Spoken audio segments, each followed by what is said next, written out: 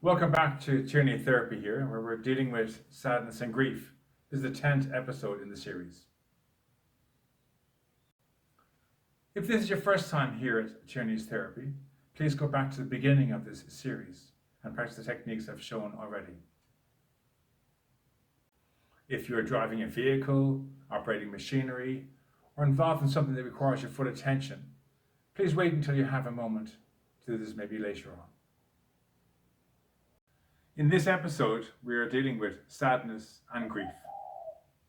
If you recall, in the previous episodes, we dealt with anxiety in the thumb, the anger in the middle finger, fear in the forefinger. Well, today we're dealing with our ring finger, where we hold our sadness and our grief. So before you start, remember that score we use, the score scale, the SUD scale? Rate what your sadness or grief is on a scale shown in an earlier episode. By scoring your sadness or your grief on this scale, and then we do the practice at the end of it, and you review your score, you'll notice that there's been a change if your sadness or grief has come down. As I mentioned, your sadness and grief release point is in the fingerprint of your ring finger.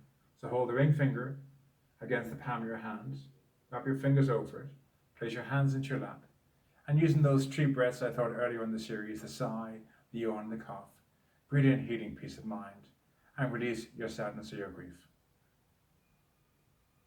So as we did in previous practices, using a sigh, your yawn, and the cough at the beginning of the session, really vocalize what your sadness or grief is.